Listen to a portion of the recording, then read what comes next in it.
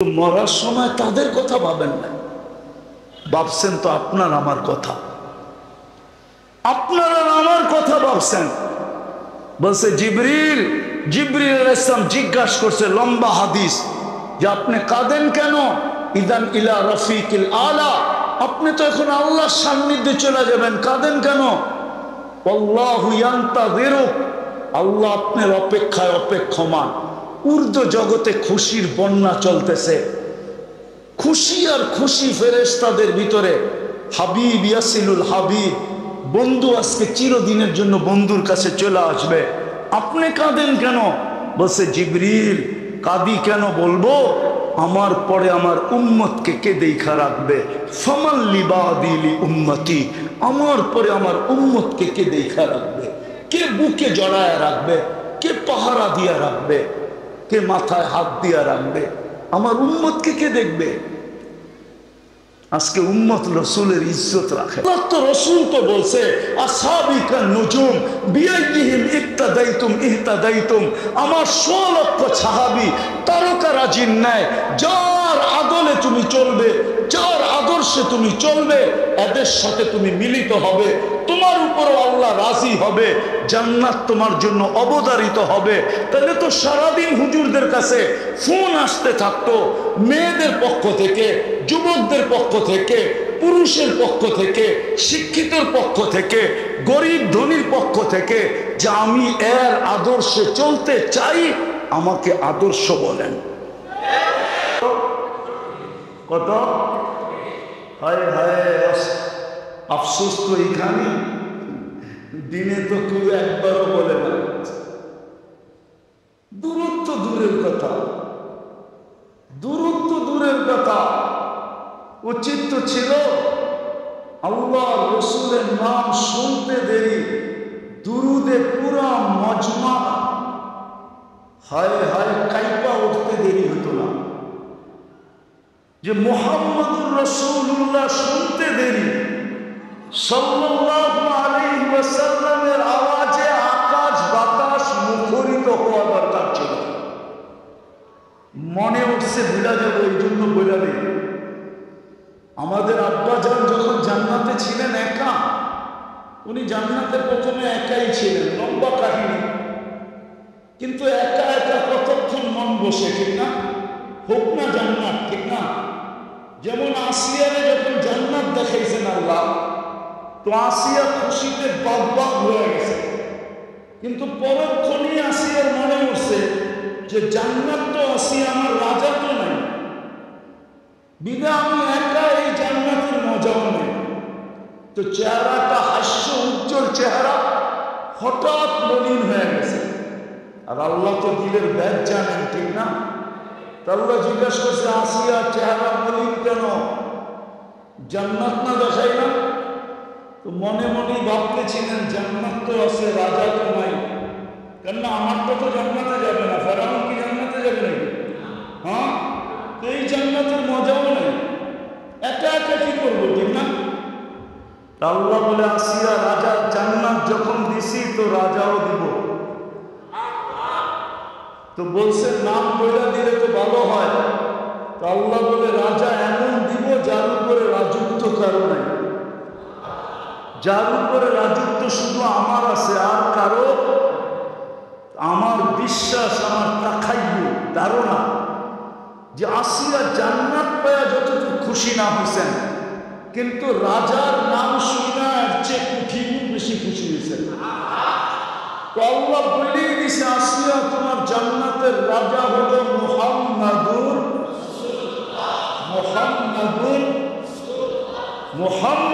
রাসূলুল্লাহ।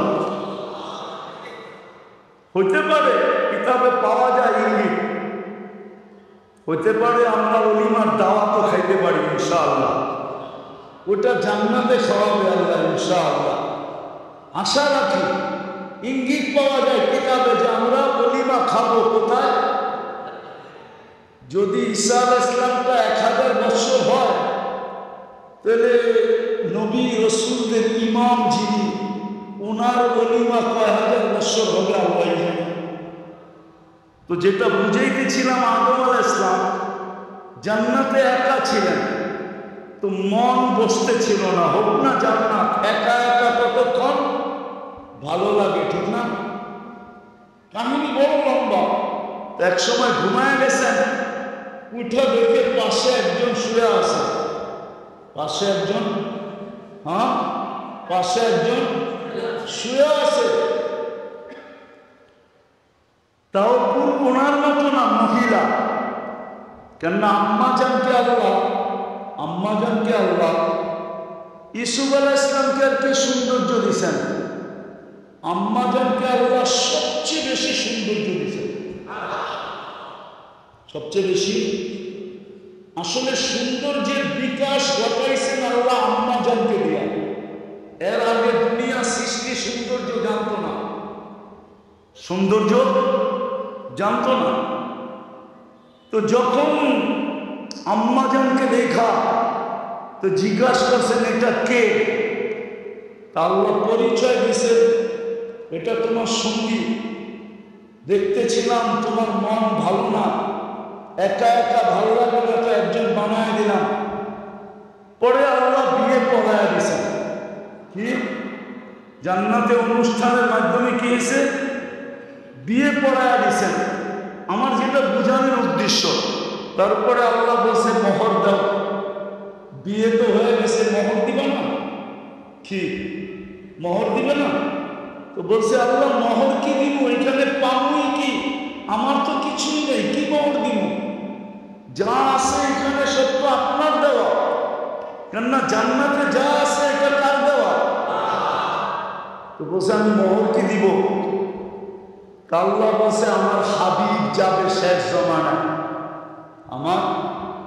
আমার হাবিব যাবে শেষ জমানায়, তোমার সন্তান যাকে আমি হাবিব বানাইছি। কি ইত্তাখাযতুহু হাবিবা, তুমি আমার এই হাবিবের উপরে একবার দুরূদ পড়া দাও। এটাই তোমার মোহর, এটাই তোমার। আমাদের আব্বাজান নিজের আম্মাজানের মোহর যেটা দিয়ে দাবি আদায় করলেন, ওই নবীর উম্মত হয়ে আজকে উম্মত ওই নবীর উপরে দুরূদ পড়ে না। তো যেটা বুঝাইতেছিলাম, যাকে আল্লাহ মুসলমান হিসাবে নির্বাচিত করলেন, উম্মতে মুহাম্মদী হিসাবে বাছাই করলেন। আমরা কিন্তু বাছাইকৃত, বাছাই বোঝেন? কোরআন বলে হুয়া মুজতাবাকুম, বাছাইকৃত আমরা উম্মতে মুহাম্মদী হিসাবে সমগ্র মানব জাতির ভিতর থেকে আল্লাহর কুদরতি হাতে আমরা বাছাইকৃত। যে নিজেকে উম্মতে মুহাম্মদী বলে দাবি করে, শুধু দাবি না, আবার শাফাআতও আশা করে। করেন না করেন না? শাফাআতের আশা করেন না করেন না? কে করে? সবাই করি। দেখি কে কে আশা করে। নামান নামান নামান, আল্লাহু আকবার। শাফাআতের আশা করি, ঠিক না? হাউজে কাউসারের আশা করেন? কেননা ওই পানি পান করাবে যেটা পিপাসা কোনোদিন মিটবে না। ওটা প্রথম পানি, যেটা কিয়ামতের মাঠে যাওয়ার আগে আল্লাহর রাসূল স্বয়ং নিজে পান করাবে। আর যে পান করতে পারবে সে মনে মনে ভাবতে পারে যে এই শরীরও এই পেটও কোনোদিন দুযোগে যাবে না, না, না, না, না, না। আর পিপাসাও তার কাছে কোনোদিন আসবে না, না, না, না। কেননা পান করাবে আর বলবে ইশরাব লা তাসমান বাদাহা আবাদা, পান করো, আজকের পরে আর পিপাসা কোনোদিন তোমার কাছে আসবে না। কিয়ামতের মাঠের জিতা পূর্ব লক্ষণ, সবচেয়ে বড় লক্ষণ হইল হাউজে কাউসার পান করতে পারা। আর সবচেয়ে বড় কুলক্ষণ হল হাউজে কাউসারের কাছে গেল আর আল্লাহ রাসূল বলল, হাদিসে আছে, হাদিসে আছে, আল্লাহ রাসূল বলবে সুহকান সুহকান, যাও দূরে, যাও দূরে। সুহকান সুহকান, সরো, দূরে সরো। কিন্তু উম্মত বটে, কিন্তু কারণ বলবে লিমান কাইয়ারা বাদি, আমি চলে আসার পরে তোমরা আমার ইজ্জত রাখো নাই। আজকে তো আফসোস, আমাদেরকে বলে এটা বলেন সেটা বলেন, বলার প্রয়োজনটা কেন পড়তেছে? দরকার কি পড়তেছে? দরকার কি পড়তেছে? সাধারণ মানুষ সন্ত্রাস করে না সন্ত্রাস করায়? বলেন, সন্ত্রাস করে না সন্ত্রাস করায়? চাঁদাবাজি করে না চাঁদাবাজি করা? মাদক বেচায় না মাদক বেচে? হ্যাঁ, কারা করে? ওইদিকে ওটা আমার আলোচ্য বিষয় না, আমি বুঝানোর জন্য বলতেছি। আজকে রসুলের ইজ্জত রাখি না আমরা। রসুলের ইজ্জত যদি রাখতাম, মুহাম্মদুর রাসূলুল্লাহর ইজ্জত, আমি বেশি তো বুঝাইতে পারবো না, এতটুকু বুঝাইতে পারবো, টাইমও আমার হাতে কম। এতটুকু বুঝাইতে পারবো যে রসুল আমাদের জন্য 23 বছর চোখের পানি শুকাইতে দেয়। আমি উলামাদের সামনে বলতেছি, কিতাব মোতালা করে দেখতে পারবো। কেননা যেদিন আল্লাহ রসুল জন্ম নেন, ওই দিন আল্লাহ রসুলকে সুরক্ষা করার জন্য বডি গার্ড হিসাবে আল্লাহ মিকাইল আলাইহিস সালামকে নির্ধারণ করেন। যেই দিন প্রাপ্ত বয়স্ক হন, ওই দিন জিবরিল আলাইহিস সালামকে যোগ করেন। জিবরিল আলাইহিস সালাম শুধু ওহীর বাহক ছিলেন না, আল্লাহ রসুলের বডি গার্ড ছিলেন। নাইলে কোরআন কেন বলবে? কোরআন কেন বলবে বাল্লিগ মা উনসিলা ইলাইক ফাইন লাম তাফআল ফামা বাল্লাগতা রিসালাতা রাব্বি ওয়াল্লাহু ইয়াসিমুকা মিনান নাস।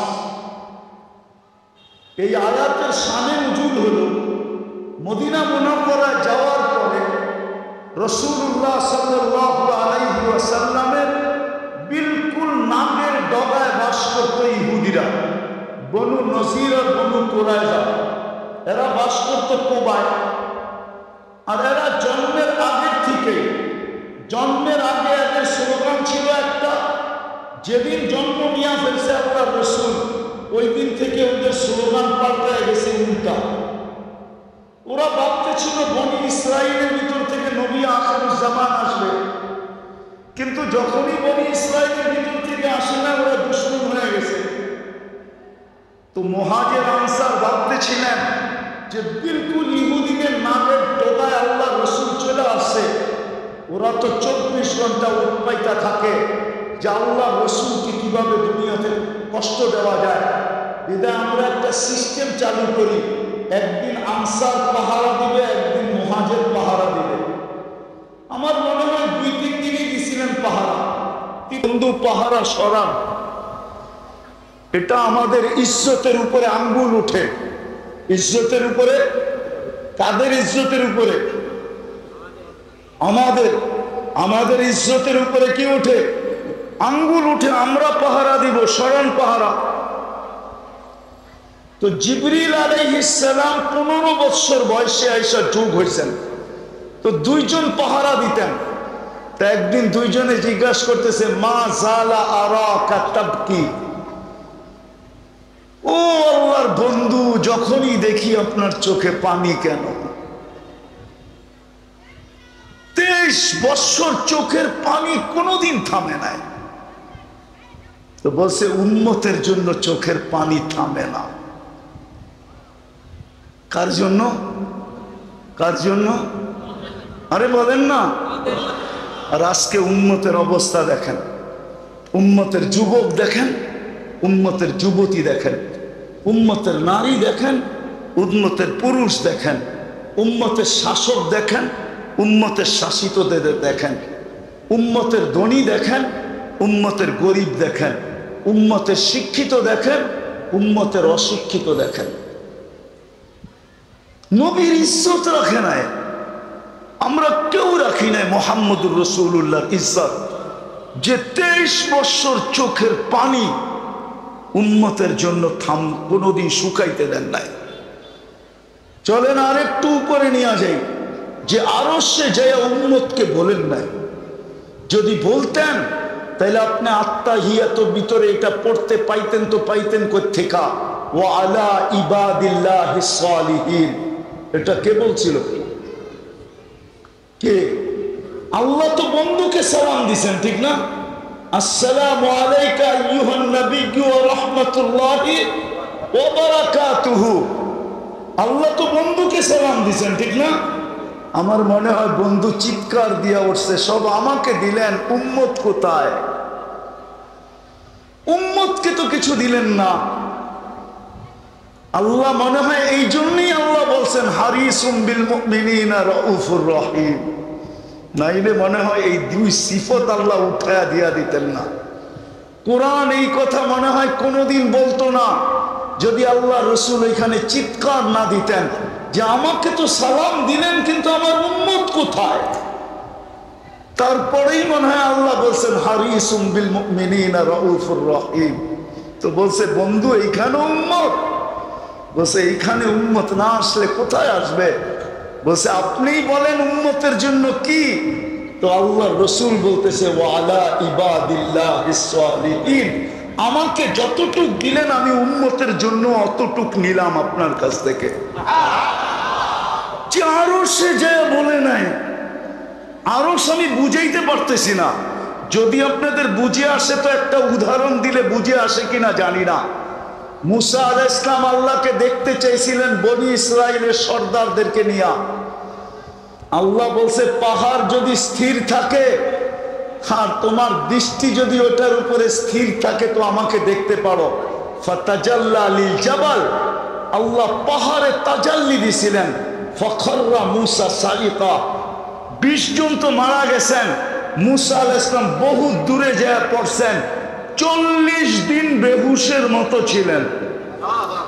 অথচ ওই তাজাল্লি ছিল পর্দার ওই পার থেকে। পর্দার ডাইরেক্ট তাজাল্লি ছিল না পর্দার ভিতর দিয়ে তাজাল্লি ছিল? ওলামা কি বলে? ডাইরেক্ট তাজাল্লি, ডাইরেক্ট না। আর বন্ধু তো ডাইরেক্ট পাশে বয়া দেখতেছে, কবা কাউসাইনি আও আদনা সুম্মা দানা ফাতাদাল্লা ফাআওহা ইলা আবদিহি মা আওহা। বন্ধু তো পাশে বসা, পাশে আরশের উপরে পাশে বসা। ওই নূরের জগতে তো হারায় যাওয়া দরকার ছিল, কিন্তু হাসানের নাম তো নিলেন না, হোসাইনের কথা তো বললেন না, ফাতেমা আলীর কথা তো বললেন না, পরিবার পরিজনের কথা তো বললেন না, বললেন তো উম্মতের কথা বললেন। কিন্তু আফসোস আজকে তো উম্মত লাজ রাখে না, ইজ্জত রাখে না, সব ইজ্জত মাটিতে মিশাইয়া দিছে। না আল্লাহর ইজ্জত রাখছে না রসুলের ইজ্জত রাখছে। যে আল্লাহ নির্বাচিত করলো আল্লাহরও ধ্যার ধারে নাই উম্মত, রসুলের তো ইজ্জত রাখেই নাই। চলেন আরেকটু দেখাই আপনাদেরকে, দিলে লাগে কিনা দেখি। দুনিয়ার থেকে যখন বিদায় নিতেছিলেন তখন চোখে পানি ছিল, কিন্তু নিজের ফ্যামিলির জন্য না। মুহাদ্দিসিন এই মাদ্রাসা দাওরা পর্যন্ত পড়ায়, দাওরার কিতাব যারা পড়ায়, টাইটেলের কিতাব যারা পড়ায়, এরা সবাই জানে 9 ফ্যামিলি ক্ষুধার্ত ছিল। ঘরে বাতি জ্বালানোর তেল পর্যন্ত ছিল না। আম্মা জান আয়েশা রাদিয়াল্লাহু তাআলা আনহা বলতেছিলেন, যদি ঘরে বাতি জ্বালানোর তেল থাকতো তো খিদা নিবারণের জন্য তেল পান করে নিতাম। কিন্তু আল্লাহর রসুল ফ্যামিলির জন্য চিন্তা ছিল না, হাসান হোসাইনের জন্য চিন্তা ছিল না।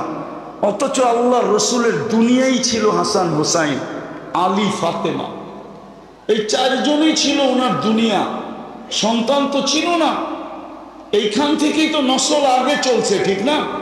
এই 2 জনই ছিল দুনিয়া। আরেকটা উদাহরণ দিলে বুঝবেন কিনা দেখি কিতাব থেকে দিয়া।